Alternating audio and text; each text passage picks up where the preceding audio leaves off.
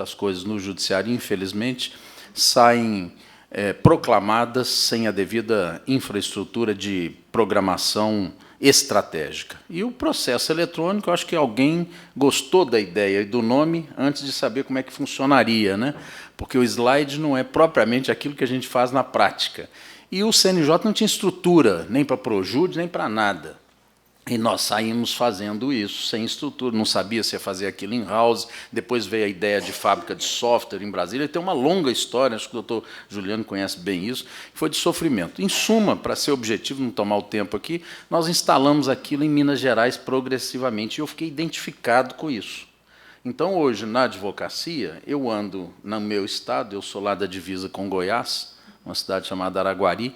Eu entro nos fóruns, e tem muito ex-aluno, juiz, tem servidor, todo dia fala assim, olha, está uma porcaria isso aqui, está uma porcaria o processo eletrônico, e eu cansei disso, então tirei, falei, olha, eu instalei a parte boa do processo eletrônico em Minas Gerais, mas é inacreditável a forma como nós fizemos isso no Brasil, tanto no aspecto negativo quanto no aspecto positivo. Porque a primeira versão de Projude, e depois as de PJE, o 1.0, 2.0, sei lá quantos ponto 0, quase acabaram com a advocacia brasileira, sobretudo nas capitais de grande volume. Né? Eu recebi telefonemas lá, como do ex-presidente da Ordem dos Advogados, falou assim, Fernando, acabaram com a advocacia, isso não passa, não agravo de instrumento não passa no sistema. Então, isso é um negócio que eu acho que tem que ser discutido à mesa, fica até a sugestão para a Comissão de Direito Digital da OAB, a OAB tem que entrar nisso, porque não é possível que parte da justiça brasileira tenha uma política centralizada no Conselho Nacional de Justiça e o Conselho Nacional de Justiça mude essa política a cada gestão, abandone, seja mais intenso, e parte da jurisdição use produtos que estão no mercado, como o Tribunal de Justiça do Estado de São Paulo, o Poder Judiciário, o TRF1, 2, 3, cada um tem um sistema, cada um tem uma evolução. Dentro do PJS, você tem 3, 4 PJS, não tem jeito de trabalhar nesse cenário todo. Então, eu queria subscrever o seu último slide, antes de mais nada, que é o da oração, com experiência própria, infelizmente. O que eu combinei com a Sandra para contribuir, foi da gente falar assim, um pouco do jurídico, da interpretação, talvez pela carga aí no DNA meu, pessoal, da formação dentro do judiciário, foram vários anos no judiciário, hoje eu sou advogado, de trazer aquilo que é a palavra do juiz. Sem entrar no mérito desse conhecido aforismo, né, uma sabedoria quase que coloquial, de que o direito é o que o juiz diz, que é, né? O fato é que a gente gera nesses ambientes acadêmicos, científicos, as grandes discussões na doutrina, e o final dele é a interpretação jurisdicional. Então, nós estamos falando aqui de grandes modernidades que afetam a nossa vida, afetam a advocacia de hoje, a advocacia de amanhã, e que tem grandes estruturas, inclusive de pesquisa instrutória, pericial, etc., mas nós precisamos saber como é que o judiciário brasileiro está interpretando esse assunto. Pelo menos ontem foi o que eu procurei fazer. Trazer aqui algumas palavras, primeiro da Suprema Corte, do STJ, da maior corte brasileira, uma das maiores do mundo, do estado de São Paulo, alguma coisa aqui de Santa Catarina, do meu estado não podia deixar, sobre algumas modernidades que já foram faladas aqui. Como é que o juiz está julgando isso ali 2016, 2017 e hoje 2018? Para falar sobre isso, eu acho que é importante, numa comunidade jurídica, nós começarmos da estrutura cognitiva de julgamento e de interpretação. Se somos profissionais fora do judiciário, integramos, né, a estrutura de justiça como advogados, operadores do direito, professores, estudantes, ou se somos julgadores, nós temos que saber que nós estamos sob uma disciplina, antes de mais nada, legal, e essa... Não, é porque o arquivo entrou errado, desculpe, tem uma parte normativa importante aí, é um PDF. Se puder entrar o PDF, para mim seria melhor, porque nós temos que falar sobre a origem da disciplina do documento digital eletrônico. Achou o PDF? Nesse pendrive? Então, põe o texto, por favor, o Word. É porque o pendrive está aqui comigo. É porque eu achei que eles tinham copiado tudo lá.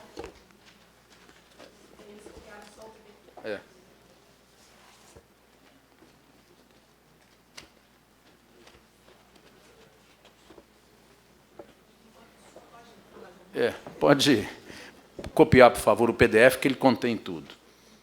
Para eu falar de alguma coisa aqui. Então, vamos lá. No caso... fala. Só perguntar uma coisa aqui, né? Então, você sabe que naquela história que tem 46 sistemas de processo eletrônico, tem um nome muito peculiar, que é lá de Minas Gerais. É o JIP. Conta do JIP para a gente aí. Por isso que eu tirei isso do currículo.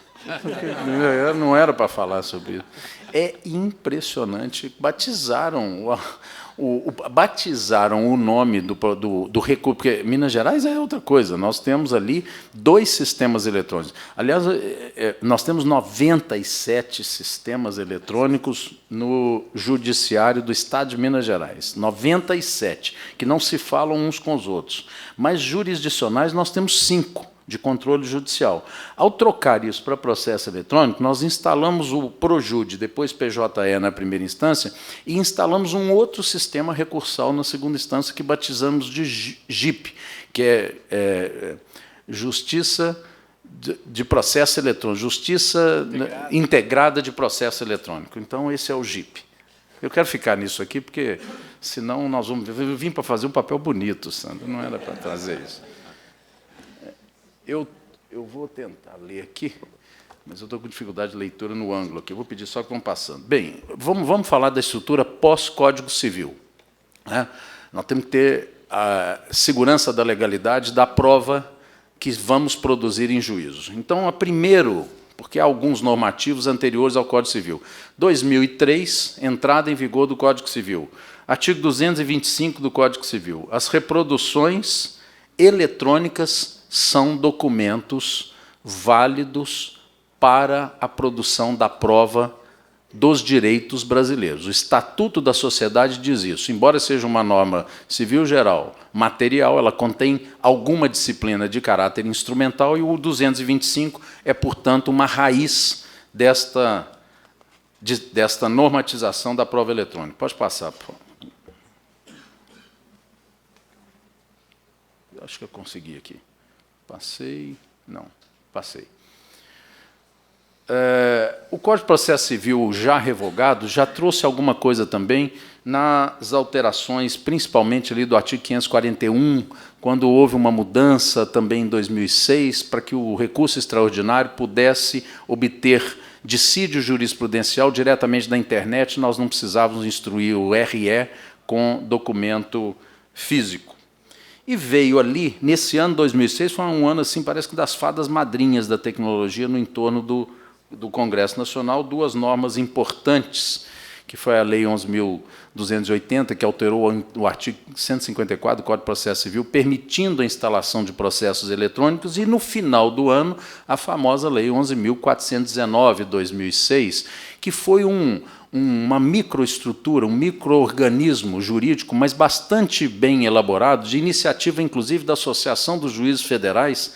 Louvado seja esse dado histórico. A magistratura federal é que conseguiu mover o Congresso Nacional para um projeto de lei que tramitou durante 11 anos, que veio a se tornar a Lei 11.419, conhecida como Lei de Informatização do Processo. Hoje, quase que completamente abrogada, tendo em vista que é uma norma processual, pelo novo Código de Processo Civil.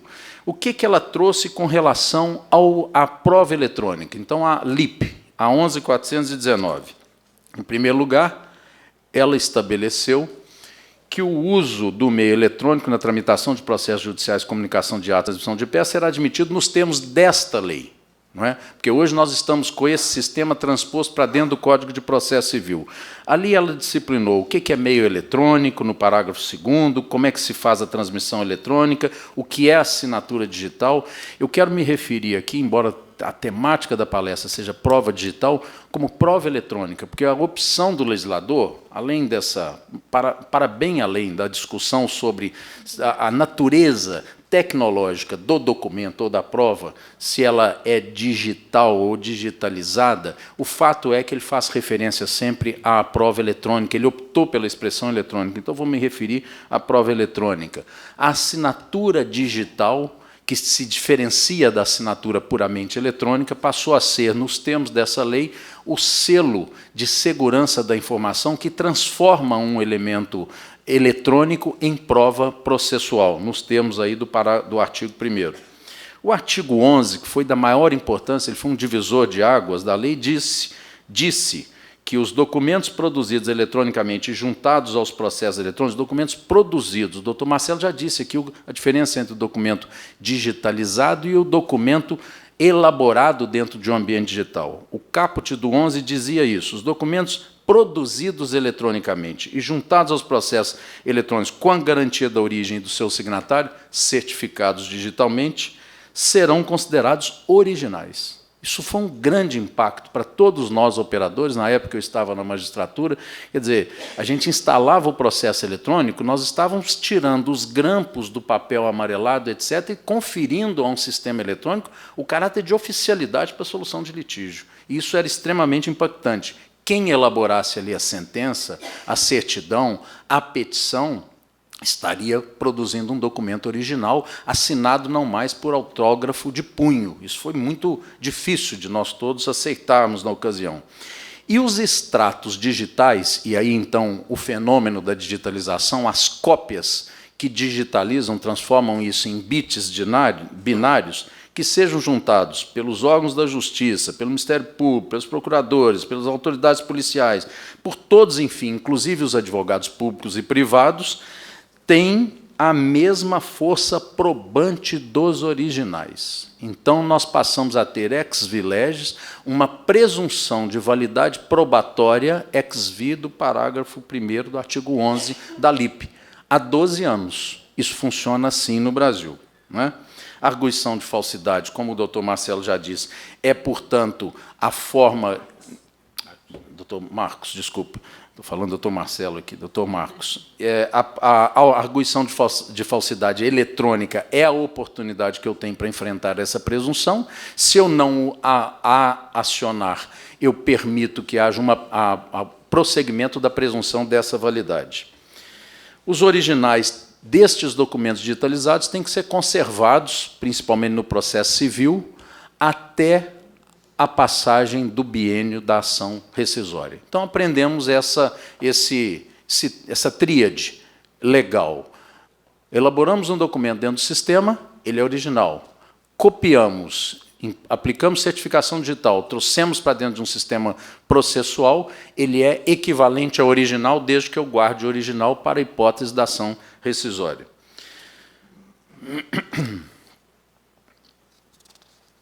13. Da mesma LIP. O magistrado poderá determinar que sejam realizados por meio eletrônico a exibição e o envio de dados ou documentos necessários à instrução do processo. O magistrado passou a poder trazer bases de dados alheias ao processo e foram afetados por publicidade os cadastros públicos que venham a ser criados ou existentes, ainda que mantidos em concessionários de serviço público ou empresas privadas. A privacidade das empresas para fim instrutório foi tornado um cadastro público. Muitos juízos federais, estaduais, passaram, inclusive, por convênio, a encostar os seus sistemas no INSS, nas concessionárias de telefonia, nas concessionárias de saúde, porque a instrução, principalmente nos processos sumários, passou a importar, desde logo, uma base de dados que permitia decidir em audiência, por exemplo, um conflito de juizado especial federal com informações que estão lá dentro do sistema do INSS, por exemplo. Novidade, alterou o Código de Processo Civil e criou pela primeira vez, nós nem sabíamos como é que ia funcionar isso, doutor Marcos, a procuração pública. A procuração pode ser assinada digitalmente com base na certificado admitido por autoridade certificadora credenciada, quer dizer, a outorga de um mandato que pode permitir uma fraude dessa, não é? Eu revogar a procuração do meu colega de escritório. E os extratos digitais de bancos públicos ou privados passaram a ser, portanto, emprestados para a Justiça. Só para finalizar a LIP, os títulos de crédito nas execuções, nas ações monitórias, passaram a poder ser digitalizados para o processo eletrônico, só que ele perde a circularidade.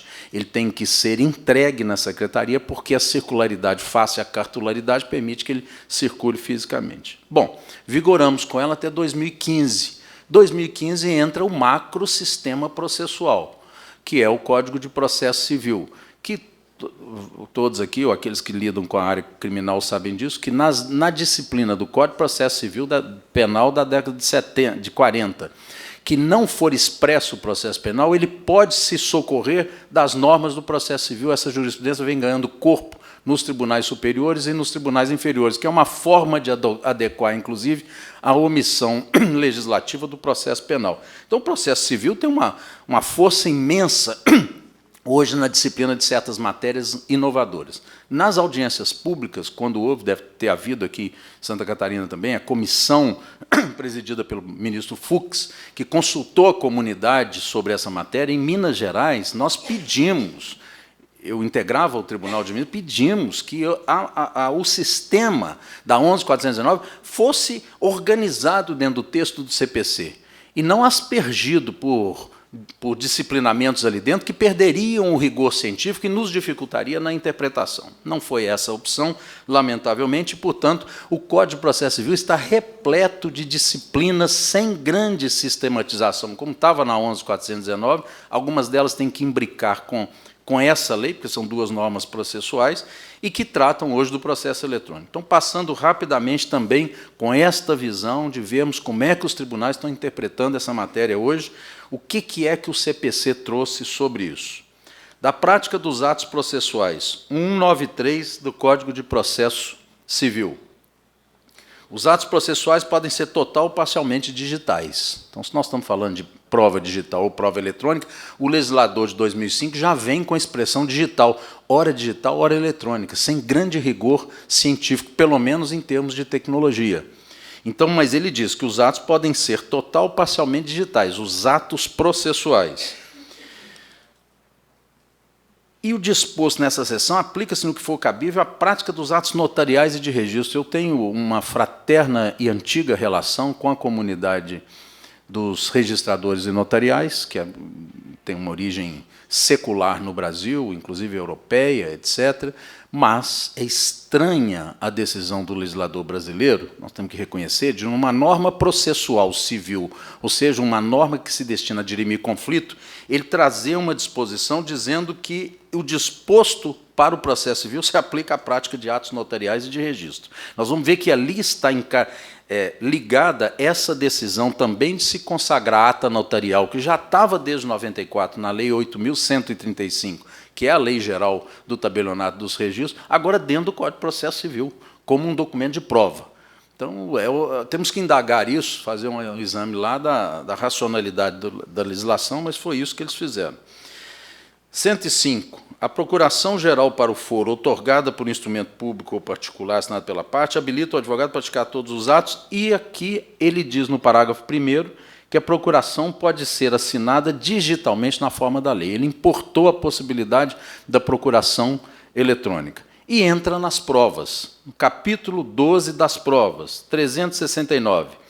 As partes têm o direito de empregar todos os meios legais, bem como os moralmente legítimos, ainda que não especificados neste código, para provar a verdade dos fatos em que se funda o pedido ou a defesa e influir na convicção do juiz. Ele não restringiu, ele pôs todos.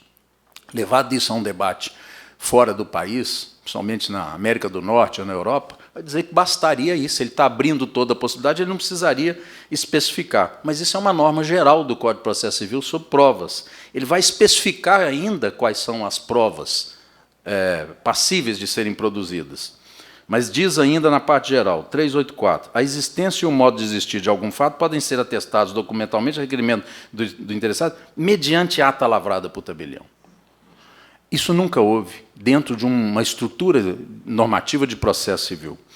Dados representados por imagem ou som gravados em arquivos eletrônicos poderão constar da ata notarial? Nunca deixaram de poder. A 8.135 por si só já assegurava isso.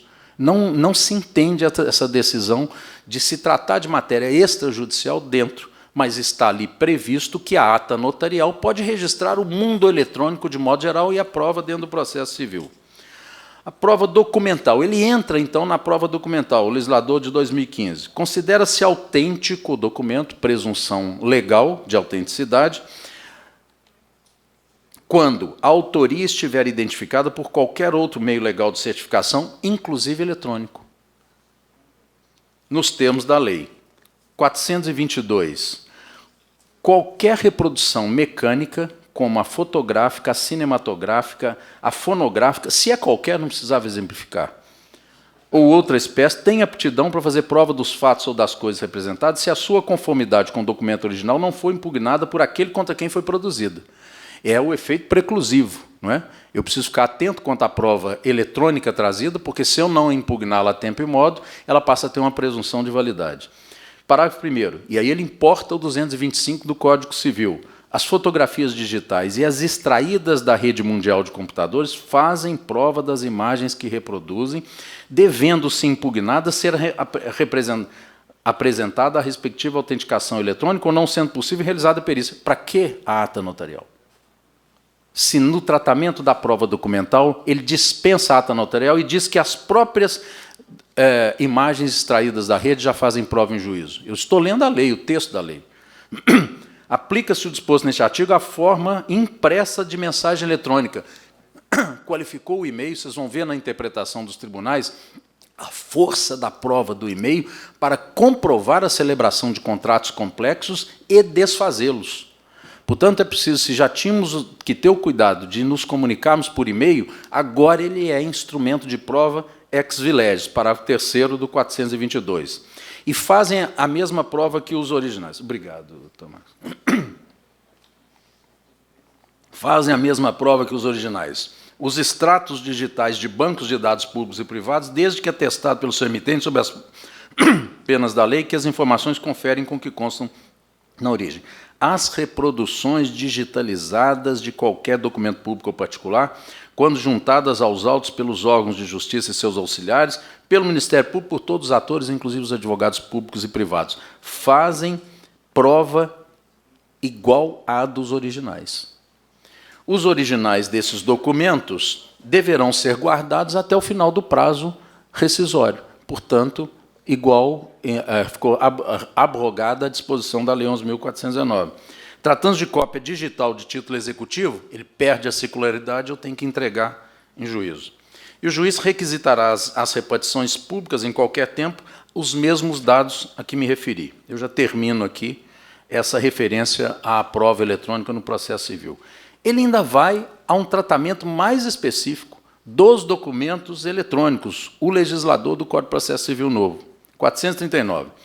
A utilização de documentos eletrônicos no processo convencional, o de papel, a prova eletrônica no processo de papel, que é diferente da prova de papel no processo eletrônico, dependerá de sua conversão à forma impressa. Ele complicou isso, porque eu não consigo converter o áudio impresso, eu não consigo converter o filme da Assembleia Societária, de uma AGE, por exemplo, em que eu tenho aspectos de extrema importância. Essa semana, por exemplo, presidi uma Assembleia de banco, em que o ato está sendo deliberado e filmado, eu não consigo levar isso para dentro de uma forma escrita de um processo de papel já instaurado, e da verificação de sua autenticidade na forma da lei. O que eu faço? Me socorro da ata notarial, com presunção também ex vileges de validade. 440. O juiz apreciará o valor probante do documento eletrônico não convertido, o som, assegurado às partes o acesso ao seu inteiro teor. Ele não baniu o som e a imagem, ou os documentos não suscetíveis de impressão. Ele diz que ele examinará com cautela. Um legislador titubeante nisso, não é? Mas ele admite. Serão admitidos documentos eletrônicos produzidos e conservados com observância da legislação específica. Finalmente, o recurso extraordinário, que permite que eu faça o dissídio jurisprudencial importando diretamente da internet. Agora sim, então, vamos ver como é que o juiz brasileiro vem lidando com essa realidade ontem, nos últimos julgados, digamos, dos 2 últimos anos, frente a essa legislação, que não é muito clara, um tanto imbricada, e com recursos de tecnologia que assustam um pouco o intérprete da área jurídica, ou dificultam a cognoscibilidade desses fatos por alguém que não tem tanta afeição com a área tecnológica. Supremo Tribunal Federal, julgamento de 2016, ação penal privada, controle difuso de constitucionalidade, portanto, não é um controle concentrado, mas é precedente da Suprema Corte da maior importância. Crimes comuns contra a honra, calúnia, injúria ou difamação. Ali na frente vou mostrar a estatística, como se julga bem o crime eletrônico comum, como se julga mal o crime complexo de mão própria, propriamente eletrônico, porque não há requinte de tecnologia no primeiro e há uma requintada tecnologia no segundo. Diz o Supremo, no crime contra a honra, calúnia, injúria e difamação, inexistência de gravação das entrevistas e de ata notarial quanto a ofensas por redes sociais. Olha a expectativa da Suprema Corte em relação a essas provas. As declarações ofensivas à honra podem ser provadas por qualquer meio, sendo desnecessária a vinda aos autos de gravação original ou de ata notarial. A petição inicial é instruída com a transcrição das entrevistas e com o registro das declarações alegadamente veiculadas por redes sociais. Isso é o ministro da Suprema Corte, o ministro Gilmar Mendes, dizendo isso. Sua Excelência está olhando para as redes sociais. Não é que esteja nas redes sociais, está olhando para a rede social para julgar. A documentação produzida é suficiente para, na fase processual atual, demonstrar a existência do fato e absolve. Não importa se absolve ou condena, importa é o valor da prova produzida à visão da Suprema Corte Brasileira, 2016. STJ. Então vamos para a Corte Especial Superior na administração e harmonização da legislação infraconstitucional. Recurso especial em ação monitória. Então, matéria documental da maior importância, porque o título não era líquido para fazer a execução, então ele precisava ter algum poder de convencimento, gerar algum poder de convencimento. Diz o STJ, ministro Luiz Felipe Salomão, conhecido no Brasil todo por sua precisão, por uma jurisprudência de alta qualidade, ministro Carioca, de 2016. Correspondência eletrônica, e-mail, documento hábil a comprovar a relação contratual e a existência de dívida. É um alívio para nós, está de par com o legislador brasileiro. Já aceitou que o e-mail é prova.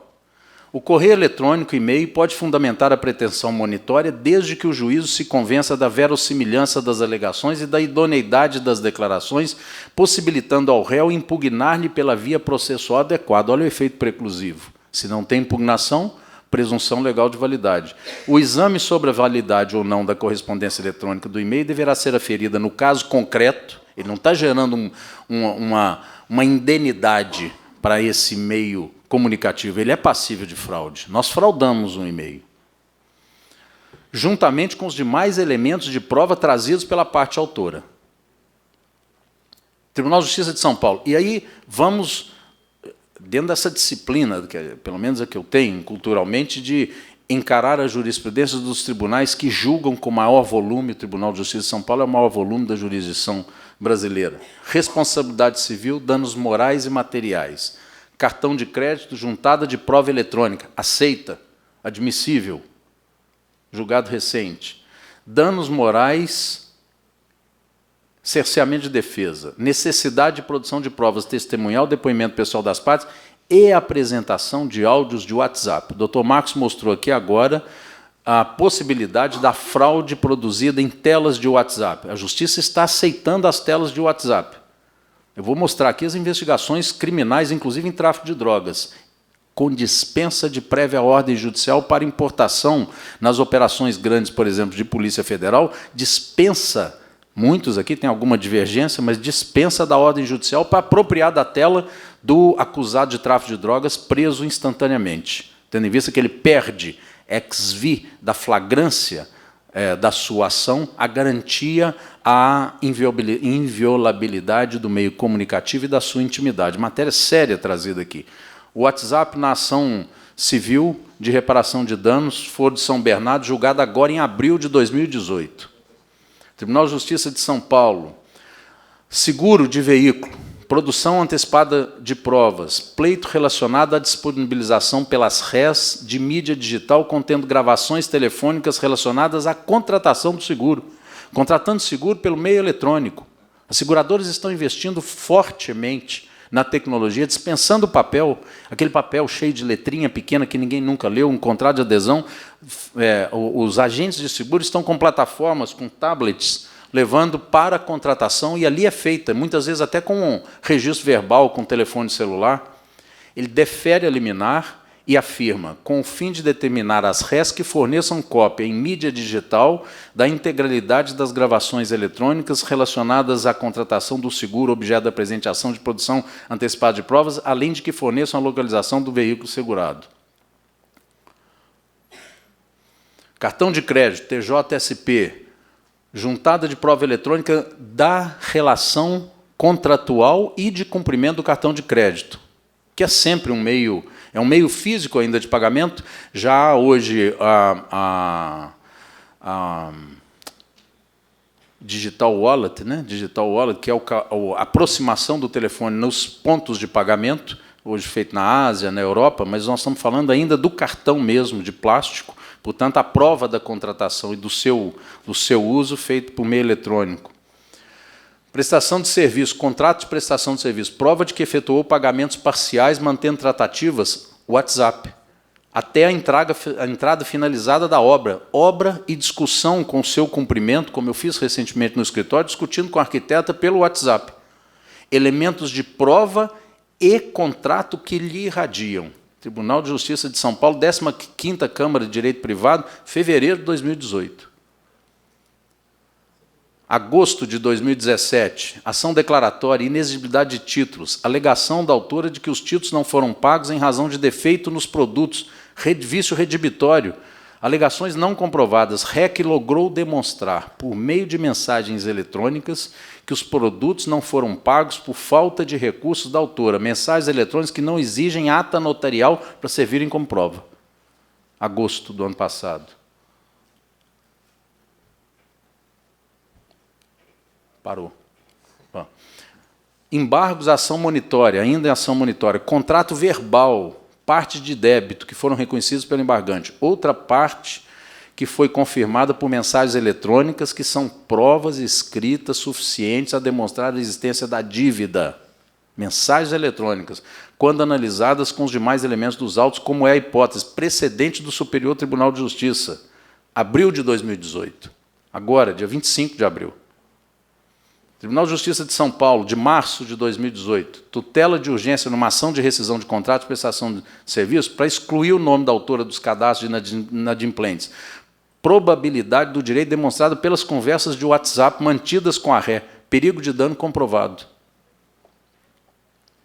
Ainda TJSP, outubro de 2017, tutela antecipada incidental, tutela de urgência, mensagens trocadas entre as partes via WhatsApp. Olha a presença do WhatsApp na Corte de São Paulo. Conferem verossimilhança às alegações dos autores e afundado receio de que venham a ter suas atividades comerciais prejudicadas, já que os números cuja portabilidade foi contratada constam do cartão de visitas da autora ou empresa do ramo de resgate, caso tenham seus nomes negativados, poderão vir a ser impedidos. Outubro. Vou passar mais rapidamente aqui. Os próprios autores trazem aqui uma ação de descumprimento de prestação de serviço, contrato de prestação de serviço. Os próprios autores trazem nos e-mails juntados elementos que permitem concluir que, de fato, houve pedidos de modificação. Os e-mails juntados, embora de difícil leitura, também permitem que se alcance tal conclusão. A convictio iuris, o convencimento para julgamento na busca do fato, está investigando até a impressão ruim de um e-mail, ou a cópia dele no processo eletrônico.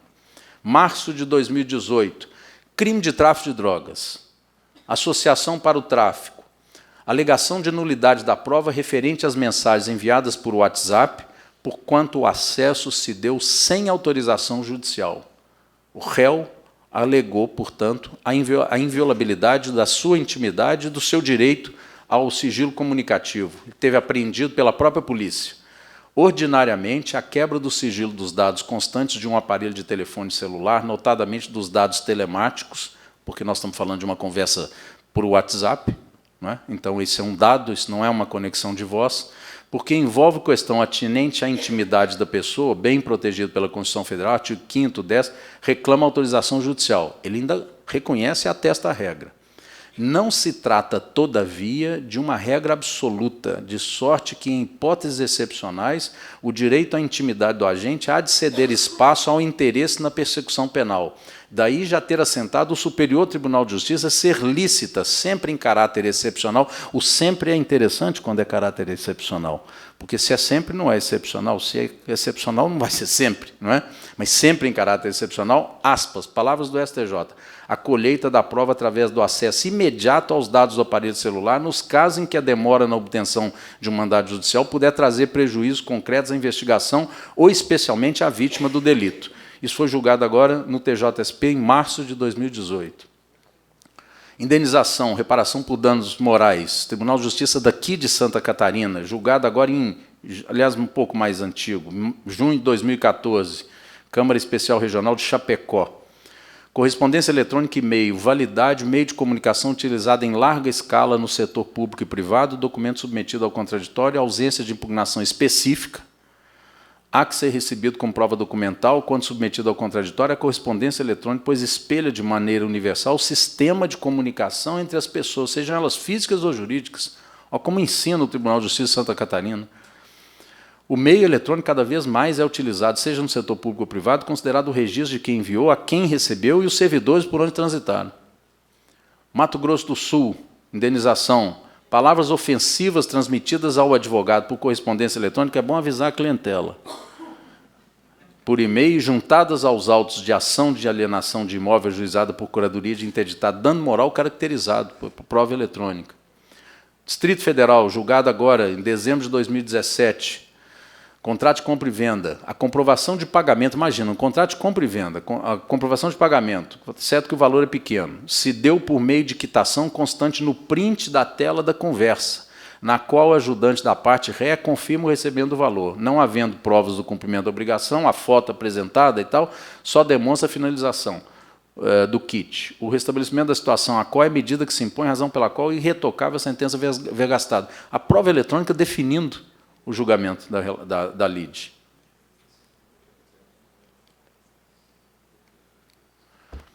Outro Distrito Federal, transporte aéreo, contrato de transporte aéreo. Uma vez que colacionou somente comprovantes das passagens, nada mais, exemplos, diz o tribunal, números de protocolos, números de telefones, tela printada das mensagens.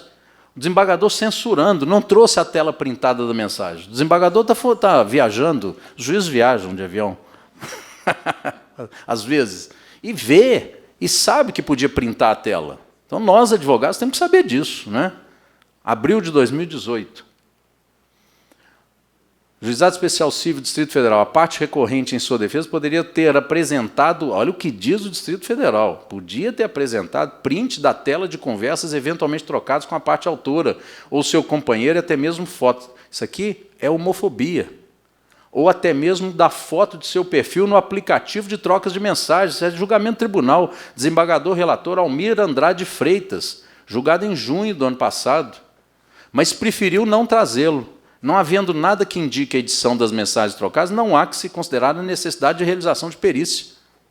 Ele está deixando a tradição da instrução, falando que não precisa de perícia, já que ele não trouxe nada que podia ter trazido. Apelação criminal do meu tribunal, que tive a honra de integrar por 4 anos seguidos. Tráfico de drogas, de novo. Vejam como é que o mineiro é um pouco conservador. O mineiro é um pouco conservador, ele tem um voto divergente, mas olha como até o mineiro conservador está entendendo que nós não precisamos nem de ordem judicial para obter a tela do traficante, a tela do WhatsApp. Não há que se falar em violação do sigilo telefônico quando, em razão de prisão em flagrante do agente, for analisado o aparelho de telefone celular apreendido em virtude da sua utilização no cometimento do crime, ali constando no programa WhatsApp, a existência de mensagens de texto que evidenciavam a prática ilícita, sobretudo quando o agente já vinha sendo investigado pela polícia em razão de outros dados que demonstravam envolvimento criminoso. E o voto vencido, conservador, diz, e por isso vencido, são nulos, com todo respeito, mas por isso vencidos, são nulos por afronta à garantia fundamental o acesso dos policiais às conversas por mensagem de texto por meio de aplicativo de telefonia celular, WhatsApp e afins. quando da prisão em flagrante e a posterior transcrição de conversa. A pergunta que fica é, a tela do WhatsApp vai precisar de ordem judicial quando houver ilícito flagrante ou não? Diz o STJ que não. Isso aqui foi julgado agora, em março de 2018. Bem, apelação criminal novo, tráfico de drogas, abril de 2018. Não há nulidade do feito por ofensa às garantias constitucionais da inviolabilidade das comunicações e privacidade quando o acesso aos dados constantes em aparelho celular apreendido se deu de forma legítima, isto é, enquanto agiam os militares no devido cumprimento do seu mistério, sendo prescindível a averiguação da hipótese de flagrante delito, a existência de prévia autorização judicial para tal. Outra. Criminal, julho do ano passado, diante da autorização pessoal do acusado, o acusado autorizou o policial preso em flagrante a olhar o telefone dele. Deve ter sido voluntariamente. O WhatsApp não configura desrespeito a direitos e garantias fundamentais, não havendo se falar no caso em licitude de provas. Bom, eu fiz também... Tem tempo para concluir? Já encerrou, né? Está encerrado? Já encerrou, né? Isso aqui eu encerro em 5 minutos.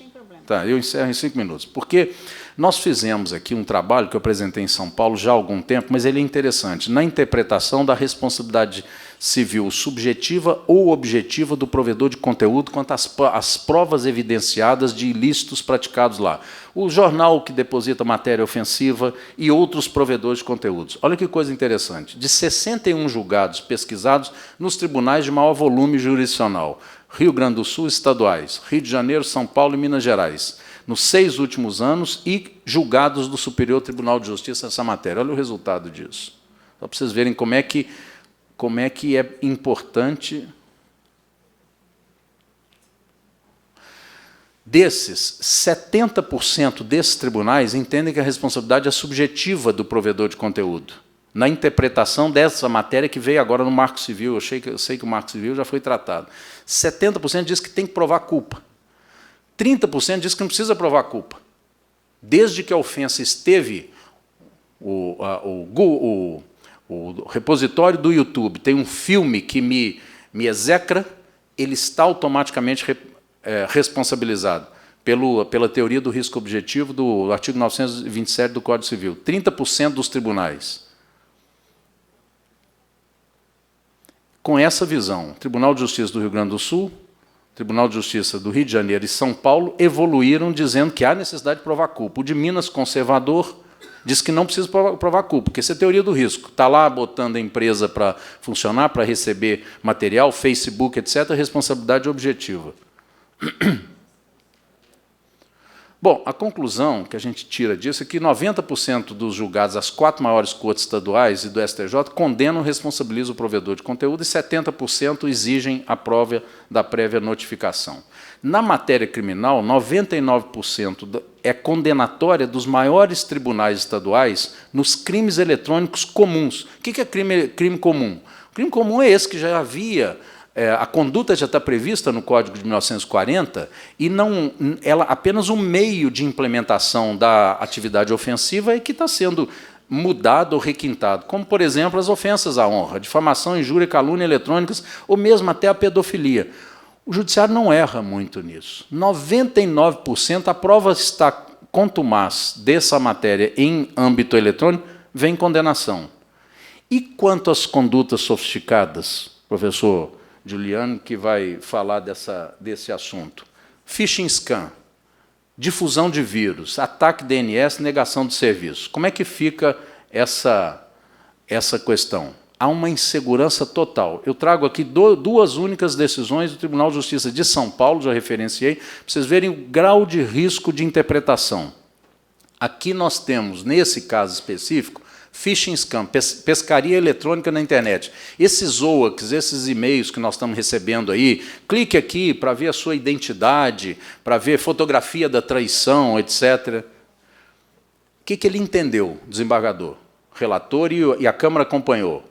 Pelo que emerge das provas, indivíduos não identificados, conhecidos como hackers, praticavam o chamado phishing, que é um conjunto de técnicas empregadas para subtrair, mediante fraude, a identidade eletrônica, permitindo acesso a áreas ou serviços, por exemplo, contas de e-mail e internet banking. Parece que pegou o universo da coisa. Assim procedendo, com a instalação de um software malicioso, né, keyloggers ou trojans no equipamento da vítima, o invasor pode captar os dados. Não há propriamente, aí ele começa a interpretar isso. Não há propriamente uma interceptação, mas sim uma invasão seguida de indevida captação dos dados dos correntistas. Isto é, número de contas bancárias, de cartão de crédito e respectivas senhas. A conduta efetivamente imputada nesse processo, não obstante rotulada como interceptação de comunicação de informática, como a própria denúncia descreve e restou amplamente confessada pelo apelante, aliás, compatível com a documentação ofendida, é a de furto pela internet, que é objeto de outro processo e absolve. Aqui nós temos uma apropriação, conduta de mediante emprego de senhas de terceiros obtidas clandestinamente, terem furtado tempo de acesso à internet de outro. Diz ele o seguinte, que informações não têm o menor vínculo com qualquer forma de energia. Ele começa a interpretar isso como furto de energia do Código Penal de 1940 e absolve por insegurança. São condutas que o judiciário terá dificuldade de interpretar. Quanto mais complexa a tecnologia, maior o nível de insegurança. Quanto menos complexa a tecnologia na prática dos crimes comuns, vocês vão vendo que ele vai absorvendo e vai interpretando. A conclusão final, portanto, se me permitem aqui para debate, é a de que impõe-se um exame criterioso dos novos conceitos semânticos e tecnológicos para uma correta tipificação das condutas eletrônicas próprias, inéditas, para as quais é inaplicável a analogia com tipos penais do Código Penal de 1940. E a prova eletrônica digital tem validez como elemento instrutório do processo judicial brasileiro, civil, penal, trabalhista, se observados critérios e exigências previstos para tanto na legislação específica e processual. Eu agradeço e peço desculpas por ter passado o tempo.